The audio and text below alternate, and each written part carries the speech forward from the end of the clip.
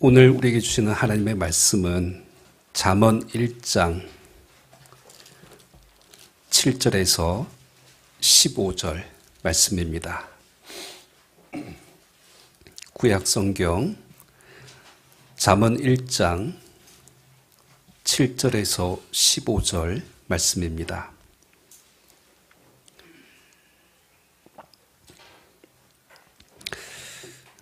제가 봉독합니다. 여호와를 경외하는 것이 지식의 근본이거늘 미련한 자는 지혜와 훈계를 멸시하느니라. 내 아들아, 내 아비의 훈계를 들으며 내 어미의 법을 떠나지 말라. 이는 내 머리에 아름다운 관이요 내 목에 금사슬이니라. 내 아들아, 악한 자가 너를 꿰일지라도 따르지 말라. 그들이 내게 말하기를 우리와 함께 가자. 우리가 가만히 엎드렸다가 사람의 피를 흘리자. 죄 없는 자를 까닭없이 숨어 기다리다가 소울같이 그들을 산채로 삼키며 무덤에 내려가는 자들 같이 통으로 삼키자. 우리가 온갖 보화를 얻으며 빼앗은 것으로 우리 집을 채우리니 너는 우리와 함께 제비를 뽑고 우리가 함께 전대 하나만 두자 할지라도 내 아들아, 그들과 함께 길에 다니지 말라. 내 발을 금하여 그 길을 밟지 말라. 아멘. 우리에게 주시는 하나님의 말씀임을 믿습니다. 하나님의 말씀과 또 그 은혜가 없이는 하루라도 살 수 없는 우리가 오늘 주님께서 일용할 그 은혜와 그 만나를 주님께 구하오니 주님 이 시간 우리에게 말씀하여 주시옵소서. 지금도 살아계셔서 역사하시고 우리 가운데 함께 하시는 그 하나님을 말씀 가운데 경험하게 하여 주시옵시고 하나님의 말씀이 우리 안에 그 부끄러운 것들을 조명할 때에 우리의 연약하고 부족한 심령들이 주님 앞에 돌이켜서 그 말씀 앞에 굴복하고 순종할 수 있는 은혜를 허락하여 주시옵소서. 특별히 우리 가정에게 주시는 이 말씀을 통하여서 우리 세들의 모든 믿음의 가정이 주 안에서 더 아름답고 성경적인 믿음의 가정을 세워나가기를 원합니다. 이 말씀을 통하여서 우리 가정에 하나님의 은혜를 베풀어 주시옵시고 우리 가정 가운데 있는 모든 사슬과 결박을 주님 끊어 주시옵소서. 귀하신 예수 그리스도의 이름으로 기도하옵나이다. 아멘.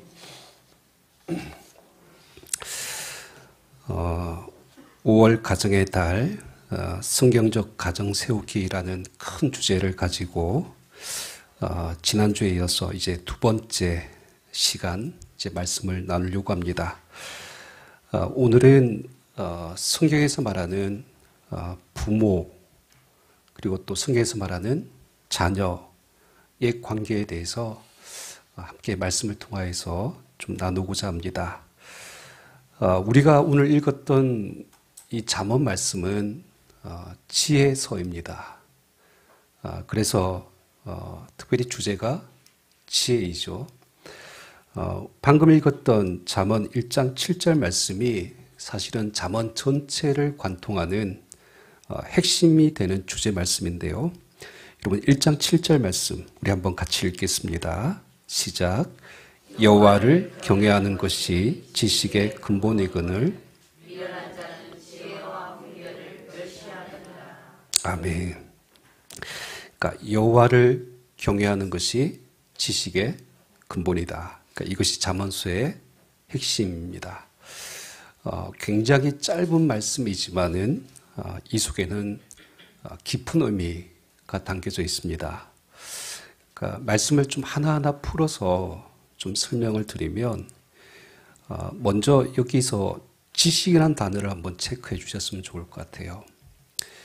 그러니까 이 지식이라는 단어가 그러니까 히브리어로는 이 다아트라는 단어인데 이 말은 우리가 잘 아는 히브리어 야다, 알다라는 단어에서 온 명사형입니다. 그럴 때 여러분 야다라는 히브리어가 언제 쓰여졌죠? 그렇죠. 아담과 하와가 동침하다. 그러니까 이런 개념이죠. 머리로서 아는 것이 아니라 이 경험을 통하여서 아는 것입니다. 그러니까 여러분, 우리가 생명의 삶 공부할 때도 이 부분 말씀드렸죠. 하나님에 관하여 아는 것과 하나님을 아는 것, 이거는 완전히 다른 겁니다. 그러니까 다른 사람의 이야기를 듣고 내가 그냥 알게 된 그런 지식과 직접 내가 경험해서 아는 것은 완전히 다른 것이죠. 그러니까 이런 개념에서 이 야다, 그러니까 친밀한 교제, 사귐, 그러니까 이런 것들을 통해서 아는 경험적인 암을 이야기할 때 오늘 성경 속에서 말하는 이 다트라는 이 단어를 지금 쓰고 있는 것입니다. 그러니까 이건 또 격가지 이야기지만은 여러분 히브리어로 손이 뭐냐면 야드입니다. 야드. 알다라는 단어 야다하고 똑 비슷하죠. 그러니까 유래가 똑같아요.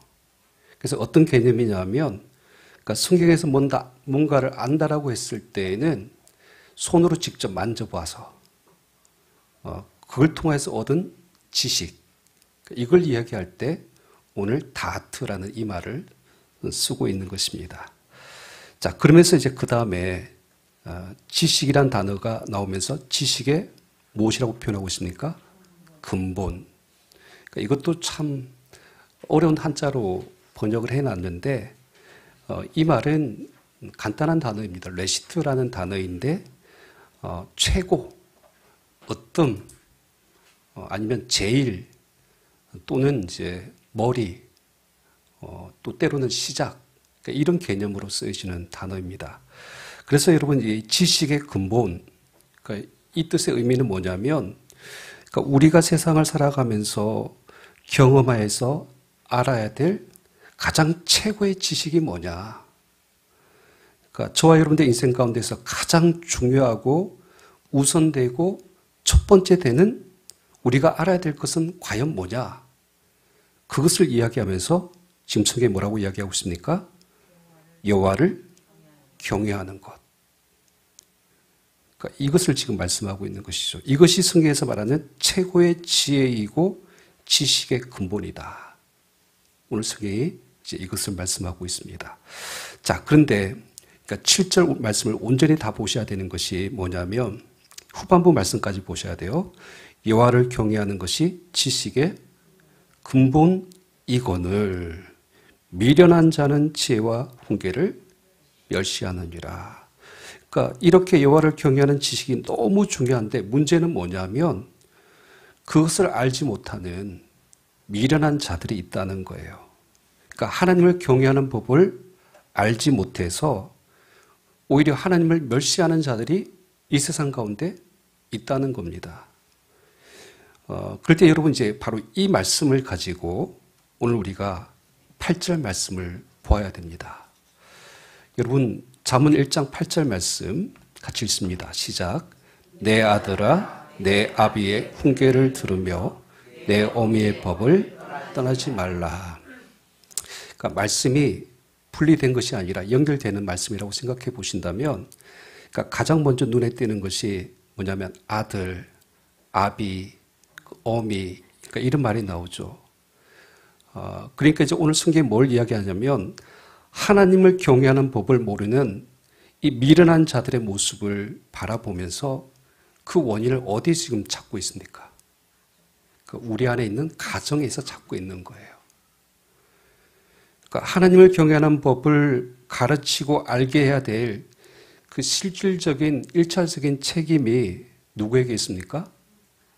부모, 아비와 어미에게 있고 그리고 그런 미련한 자녀들이 있는 이 과정에 대해서 하나님께서 지금 경고하는 말씀이라고 보실 수 있는 것이죠. 여러분 하나님께서 가정을 만드신 목적이 뭘까요? 물론 여러 가지 성경적인 이유가 있습니다. 창세기로 거슬러 올라가면 생육하고 번성하고 이 땅에 충만케 하기 위한 그런 뜻도 있습니다. 근데 이 성경에서 이 부모의 역할, 그러니까 부모는 언제나 자녀들의 신앙의 기억의 전승자로서의 사명이 주어집니다.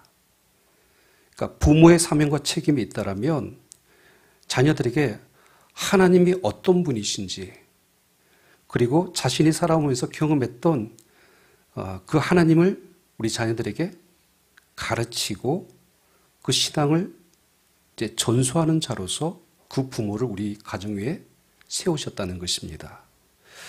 그래서 여러분 여기 8절 말씀해 보시면 여기 어떻게 시작하죠? 내 아들아. 그러니까 이 말은 단순히 부모, 자녀, 그러니까 이걸 나타내는 단어이기도 하지만은 이 히브리어로는 아드라라는 이 단어가 벤인데 이 단어는 때로는 아들이란 용어뿐만 아니라 스승과 제자를 가리킬 때 제자라는 뜻으로 이 단어가 쓰여지기도 한다는 거예요. 자, 그러니까 이제 가정 안에서 부모와 자녀의 관계는 어떤 관계입니까? 그렇죠. 부모는 우리 자녀를 가르치는 스승이고 자녀는 부모의 가르침을 받는 제자로서의 관계가 성경에서 말하는 부모와 자녀의 관계입니다. 그러면서 이제 오늘 말씀을 보세요. 8절 말씀 다시 보시면 아버지의 역할은 뭡니까? 또 어머니의 역할은 뭔가 정확하게 명시하고 있죠. 아버지는 자녀에게 무엇을 해야 됩니까? 훈계하는 자이고요. 어머니는 자녀들에게 법을 가르치는 자입니다. 그러니까 이 내용을 우리가 좀 자세히 오늘 살펴보려고 합니다. 먼저 아버지의 역할에 대해서 우리가 살펴볼 텐데 가정에서 아버지에게 주어져 있는 영적인 사명이 있습니다. 근데 참 오늘날 우리 가정의 그 아버지들의 모습은 성경에서 말하는 아비들의 모습과는 좀 많이 차이가 있죠. 요즘 우리 아버지들은 좀 너무 바쁜 것 같아요. 가족의 어떤 경제적인 책임을 지고 일하는 아버지, 너무 바쁘게 살아가는 아침에 일찍 집을 나가서 또 저녁 늦게서 들어오는 그러니까 그런 아버지의 모습을 지금 우리가 지금 바라보고 있죠. 그래서 이제 안타까운 것은 그러니까 이 아버지의 자녀 간의 어떤 시간이 그렇게 많지 않아요. 그러다 보니까 영적인 관계들을 맺지 못하는 그런 어려움들이 좀 있습니다. 한 동화에 나온 좀 이야기인데요. 이 다람쥐, 한 다람쥐의 가정이 있었다고 합니다. 그래서 이 가정이 너무 처음에는 가난했지만 행복했습니다. 근데 이제 어느 날 남편 다람쥐가 보니까 숲에서 자기 가정이 제일 가난한 것 같더래요. 그래서 이제 아내에게 말합니다. 여보, 이제부터 내가 우리 가정의 행복을 위해서 열심히 일할게. 그리고 이제 아침 일찍부터 저녁까지 열심히 일을 하였고 그 숲에서 제일 부자가 되었습니다. 그래서 좋은 나무로 그리고 더 큰 나무집으로 이사까지도 했다고 합니다. 근데 어느 날 이제 문제가 생겼어요. 남편 얼굴을 볼 기회가 없으니까 아내가 남편한테 이렇게 말을 했다고 합니다. 여보, 나와 우리 아이들이 너무 외로워요. 그러니까 정말 당신이 우리 가정을 사랑하기는 합니까? 그때 이제 아빠 다람쥐가 화를 내면서 이렇게 말을 합니다. 아니, 내가 우리 가정을 사랑하지 않는다고? 내가 무엇 때문에 이렇게 열심히 밤낮 없이 일을 하고 있는데. 그러니까 이런 이야기를 하면서 서로 부부끼리 싸웠다고 합니다. 그때 이제 그 부모가 밤에 싸우는 소리 때문에 아기 다람쥐들이 이제 잠에서 깼습니다. 그러니까 형 다람쥐가 그 동생 아이들에게 얘기합니다. 얘들아, 잘 봐. 얼굴 보기 힘들어서 잘 모르겠지만 저분이 우리 아빠야. 저분은 굉장히 열심히 일해. 지금 우리가 가지고 있는 모든 것들은 다 저분이 사주신 거야. 이렇게 이제 동생들에게 알려줬다는 것이죠. 그때 이제 막내 다람쥐가 이렇게 이야기합니다. 형, 그럼 저분에게 우리 아빠 사달라고 하자. 그러니까 이렇게 이야기했다는 이제 동화입니다. 여러분 사실 그러니까 오늘날 우리 가정의 아버지들의 모습이고 또 아버지의 사랑에 굶주려 있는 또 자녀들의 모습이기도 합니다. 정말 가정을 위해서 헌신하고 너무 바쁘게 살아가고 있는데 그러니까 어느 날 우리 가정을 돌아보니까 아버지는 아무도 기억하지 못하는 또 자녀들에게 어떠한 영적인 영향력도 주지 못하는 그러니까 그런 존재로 되어버린 그러니까 이런 모습을 지금 우리가 보고 있습니다. 자, 그럴 때 오늘 성경에서 강조하는 아버지의 역할이 뭐냐? 그러니까 아버지는 자녀들의 스승으로서 반드시 자녀들을 어떻게 해야 하는 자? 훈계하는 자로서의 그 역할을 감당할 때 성경에서 말하는 아비의 역할을 감당하는 것입니다.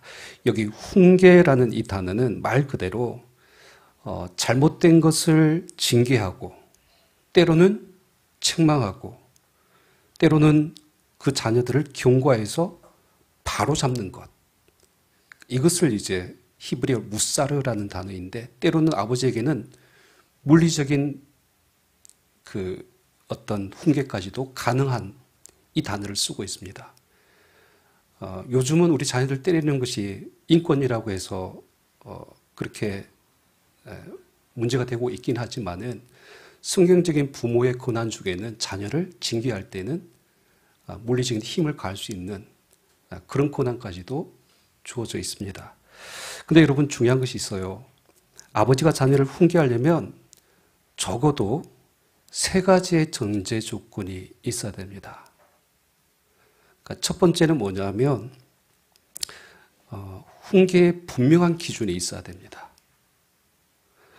훈계를 할 때 그냥 아버지가 자신의 감정이나 어떤 상황에 따라서 기준이 그때그때 달라지면 자녀들은 혼란스러워해요.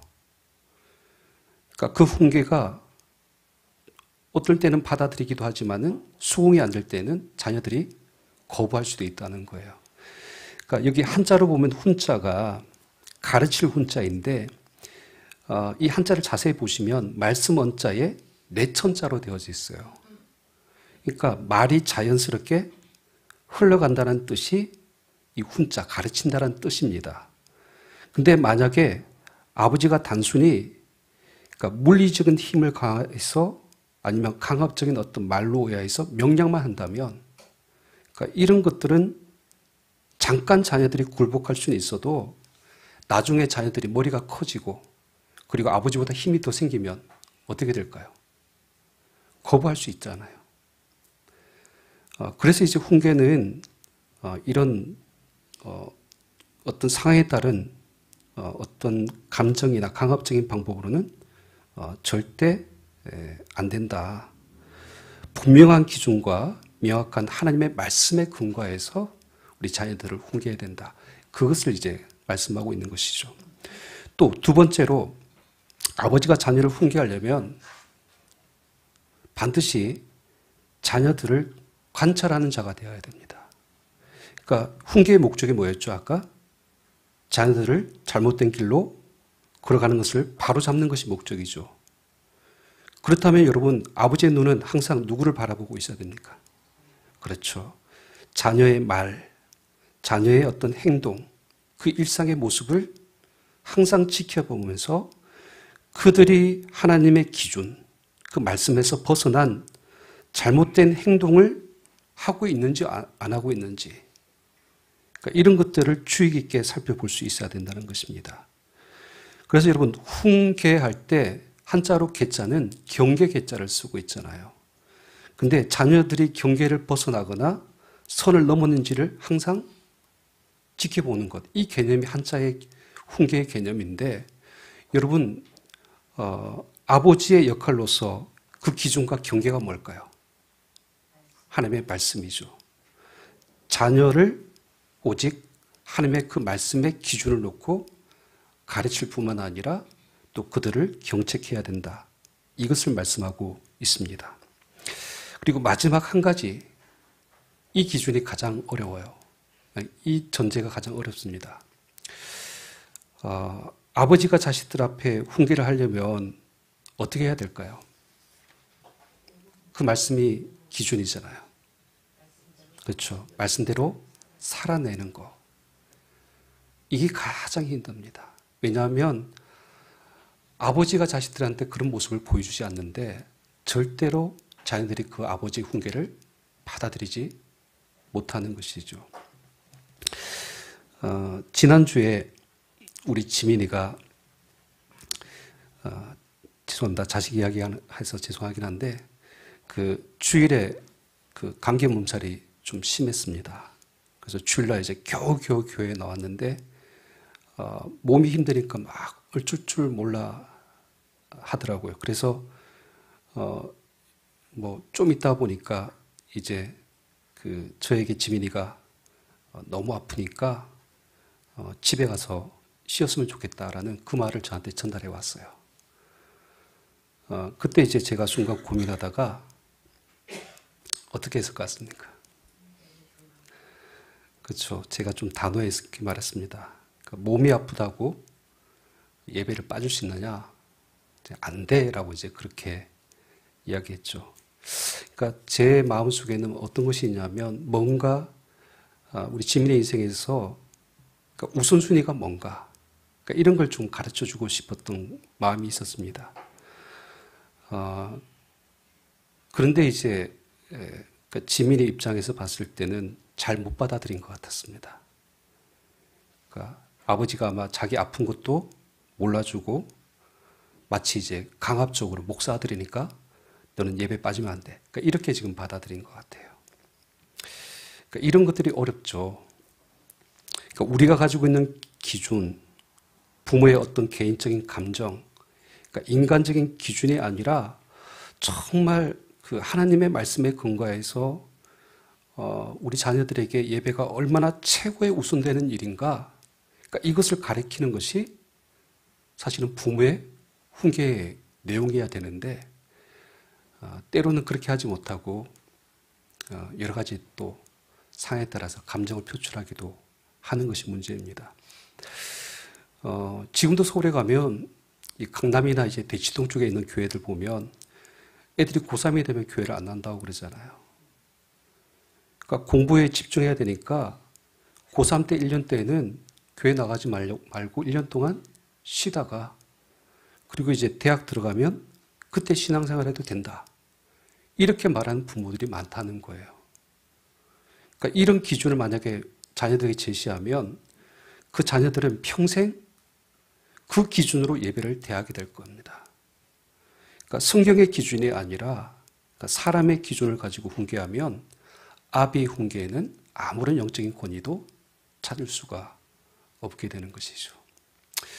그래서 아버지는 몸으로 우리 자녀들에게 살아내면서 그 모습을 보여주고 우리 자녀가 자연스럽게 그 가르침을 따라서 쫓아올 수 있도록 하는 이 영적인 부모로서의 모습을 보여줘야 되는 것이죠.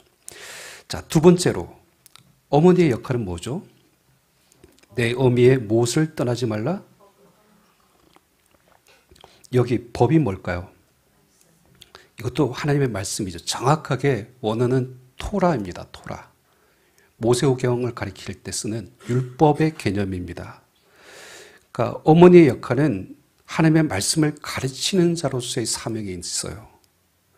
흔히 여러분, 우리가 오히려 아버지를 통해서 하나님의 율법을 가르치는 사명이 있다고 생각하기 쉬운데 유대인들에게 있어서 율법 교육은 실질적으로 어머니를 통하여서 이루어집니다. 그러니까 어머니는 가정에서 아버지와 함께 자녀 교육에 있어서만은 동일한 권위를 가진 자로 항상 성경은 이야기를 합니다. 여러분, 그 유대인 가정에서 이 어머니의 역할과 권위에 대해서 우리가 알아야 될 것들이 있어요. 그게 뭐냐면, 유대인들은 가정에서 아내의 권위를 철저하게 존중해 줍니다. 그러니까 가정의 일, 이 일은 누구의 권한이냐면 남편의 일이 아니라 아내의 권한 아래 있어요. 그래서 모든 일은 아내가 결정합니다. 예를 들어서 남편이 누군가를 집으로 초대할 때 남편이 마음대로 결정하지 못해요. 누구한테 허락을 받아야 될까요? 그렇죠. 아내한테. 가정에 대한 결정권은 아내에게 있는 겁니다. 특히 가정 안에서의 자녀 양육에 있어서는 아내의 권위는 남편보다 더 강합니다. 여러분 아시다시피 유대인들은 혈통적으로 목의 혈통을 따르게 되어져 있어요. 아무리 아버지가 뛰어난 유대인이라 해도 어머니가 이방인이면 그 자녀는 유대인이 안 됩니다. 그냥 이스라엘인이라고 그렇게 부르죠. 유대인은 어머니가 유대인이어야지만 유대인이라고 말을 합니다. 그 이유가 뭘까요? 그죠? 바로 이 말씀 때문에 그래요. 그 아내가 자녀들에게 하나님의 율법을 가르치기 때문입니다. 그러니까 유대인은 유대인으로 태어나서 선민이 되는 것이 아니라 철저한 율법 교육을 통해서 그들이 선민이라고 생각하는 이 유대주의 생각을 가지고 있는 것이죠. 그러니까 오늘 성경이 하나님을 경외하는 지식의 근본을 말하면서 자녀들에게 가르치는 것이 바로 이런 것입니다. 내 어미의 법을 떠나지 말라. 즉 어머니를 통해서 주어지는 하나님의 말씀을 떠나서는 안 된다. 이것을 어머니가 평생 동안 우리 자녀들에게 가르친다는 것이죠. 근데 여러분 이 말씀이 또 그렇게 단순하거나 쉬운 말씀이 아닌 것이 뭐냐면 앞서도 말씀드렸죠. 그러니까 지금 지식의 근본을 알게 하는 것. 그러니까 이거는 단순히 지식을 전달하는 것이 아니라 그렇죠? 그 삶으로 경험을 통해서 전달해야 되는 것이죠. 그런 의미에서 보면 어머니가 말씀을 우리 자녀들에게 가르친다는 것은 어떤 의미일까요? 그 유대인들의 자녀 교육은 어머니의 무릎에서부터 시작된다는 그런 말이 있어요.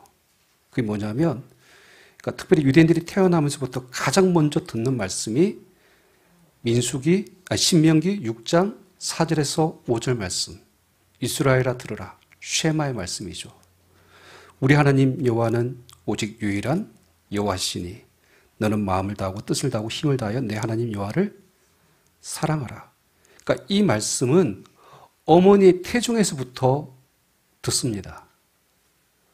그러니까 잠을 들 때에도 자녀들에게 이 말씀을 암송하게 하고, 그리고 마지막 그 어머니가 죽어가는 그 임종시에도 그 자녀들 앞에서 유언을 남기는 말도 이 쉐마의 말씀입니다. 그러니까 그만큼 이 말씀이 자녀들의 평생에 떠나지 않는 말씀이 되기 위해서 어머니는 언제나 자녀를 볼 때마다 가르치고 또 가르치는 이 사명을 평생 동안 감당하는 것이죠. 그런 의미에서 보면 어머니의 이 사명이 결코 가볍지 않습니다. 힘든 일이죠. 그 유대인들의 그 탈무드에 보면 이런 글이 있습니다. 하나님이 너무 바빠서 하나님을 대신하여서 인간에게 어머니를 주셨다. 근데 이 말이 요즘 이제 어떻게 바뀌었냐면 하나님은 모든 곳에 있을 수 없기 때문에 대신하셔서 인간을 만들었다. 그러니까 이렇게 지금 들어보셨는지 모르겠습니다. 그러니까 이 말이 맞습니까? 틀립니까? 그렇죠. 문법적으로는 안 맞아요. 아니, 문법적이 아니라 의미적으로는 안 맞습니다. 그러니까 뭐냐면 사실 전지전능하신 하나님께서 어찌 모든 것을 직접 하실 수 없겠습니까? 또 무소부재하신 하나님께서 어찌 모든 곳에 계실 수 없으시겠습니까? 그러니까 하나님은 다 계실 수 있어요. 하지만 이렇게까지 말을 하는 이유가 뭐냐면 그만큼 그러니까 어머니가 맡은 그 일이 하나님께서 하시는 그 일과 너무나 가장 가깝다. 그러니까 어머니의 사랑이 하나님의 사랑을 가장 닮았다. 이런 의미로서의 개념이라고 할 수가 있는데, 그러니까 일평생 자녀를 마음에 두고 온 힘을 다해서 우리 자녀들을 계속 바라보면서 너는 이 하나님의 법을 떠나서는 안 돼. 떠나서는 안 돼. 이 말을 하면서 계속해서 우리 자녀들에게 하나님을 경외하는 법, 그 말씀을 가르치는 이 일을 감당하는 것이 바로 어머니의 역할이기 때문에 그렇습니다. 자, 그리고 이제 마지막으로 여러분, 아버지와 어머니의 사명에 대해서 우리가 살펴봤다면 마지막으로 자녀들은 하나님을 경외하는 법을 가르치는 부모에 대해서 이제 어떻게 대해야 됩니까? 오늘 8절 말씀 다시 한번 봐주세요. 내 아들아, 내 아비의 훈계를 들으며 내 어미의 법을 떠나지 말라. 여기 두 가지 단어가 나옵니다. 중요한 단어죠. 자녀들은 그 훈계를 어떻게 해야 됩니까? 들어야 된다. 여기 듣는다라는 말이 아까 우리가 표현했던 쉐마입니다. 쉐마. 근데 항상 이 듣다라는 것은 히어링의 개념이 아니라 듣는 것에 끝나는 것이 아니라 순종의 개념이라고 말씀드렸죠. 그러니까 항상 그 아버지의 훈계를 듣고 반드시 그 말씀대로 순종해야 된다. 순종해야 된다. 이 지켜야 된다는 개념이죠. 그 다음에 어머니의 법을 어떻게 하지 말라? 떠나지 말라. 이 말도 뭔가 좀 거리의 개념처럼 보여지고 있는데 원래 개념이 뭐냐면 원어는 이제 버리다, 떠나다는 뜻도 있지만은 더 강력한 의미가 뭐냐면 포기하지 말아라. 이 개념입니다. 여러분, 우리 자녀들에게 순간순간 아버지의 훈계를 잊어버리고 또 하나님의 말씀을 저버리면서 때로는 우리의 상황과 형편에 따라서 어떤 유혹들이 찾아올 때가 있죠. 그때 그 순간에 하나님께서 그 자녀들에게 원하시는 건 뭡니까? 끝까지 떠나지 않는, 포기하지 않는, 그리고 끝까지 그 하나님의 말씀을 붙드는 삶. 이것을 지금 요구하고 있다는 것이죠. 사실 자녀들이 하나님의 말씀을 듣고 순종하는 거, 그거 말처럼 쉽지 않습니다. 우리 자녀들이 이 세상 가운데서 하나님의 말씀을 붙들고 그 말씀대로 살아내는 것도 사실은 너무나 어려운 일이죠. 그래서 여러분 계속 이어지는 말씀을 좀 보시면 이제 10절에서 15절 말씀을 보면 아예 구체적인 예를 들어서 우리 자녀들에게 경고로 하는 말씀들이 쭉 나옵니다. 여러분 먼저 10절 말씀 한번 봐주세요. 10절. 내 아들아, 악한 자가 너를 꿰일지라도 따르지 말라. 여러분, 이 악한 자가 너를 어떻게 한다고요? 꿰인다. 꿰인다란 말이 어떤 말씀일까요? 유혹한다? 즉 비슷한 개념이겠죠. 근데 이 단어도 참 재미있는 단어입니다. 그러니까 히브리어 야파라는 단어인데, 그러니까 이 잘생기다, 멋지다, 예쁘다, 아름답다라는 뜻이에요. 그래서 이 말을 언제 쓰냐 하면 이 나쁜 의도를 가진 남자가 이 젊은 여자를 유혹할 때 쓰는 단어입니다. 그러니까 악인들이 이런 식으로 다가온다는 거예요. 남자가 여자를 꼬시듯이. 그러니까 이런 것들은 어떻습니까? 너무 달콤하겠죠. 너무 또 자극적인 것들이겠죠. 그러니까 이런 것들을 보면 어떻게 됩니까? 순간 마음이 흔들릴 수 있어요.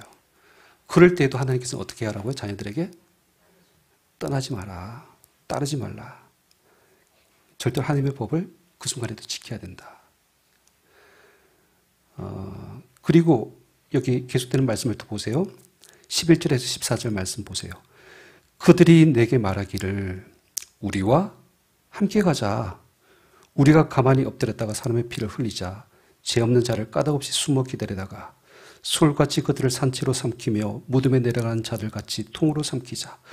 우리가 온갖 보화를 얻으며 빼앗은 것으로 우리 집을 채우리니 너는 우리와 함께 제비를 뽑고 우리와 함께 전대 하나만 두자 할지라도. 그러니까 내용을 하나하나 다 살펴보지는 않을 거예요. 근데 방금 읽은 말씀 중에 어떤 단어가 가장 많이 나왔습니까? 그렇죠. 우리라는 단어. 우리와 함께라는 이 단어가 계속 악인들의 논리라는 거예요.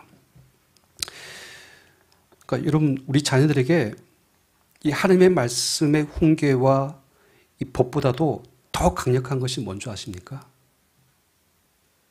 세상의 논리예요. 그게 뭐냐면 우리란 논리예요. 세상은 다 그래. 이것이 지금 시대적인 흐름이야. 우리는 이렇게 살아야 할 수밖에 없어. 이것이 대세야. 그러니까 이런 논리를 가지고 우리 자녀들에게 유혹을 한다는 것이죠.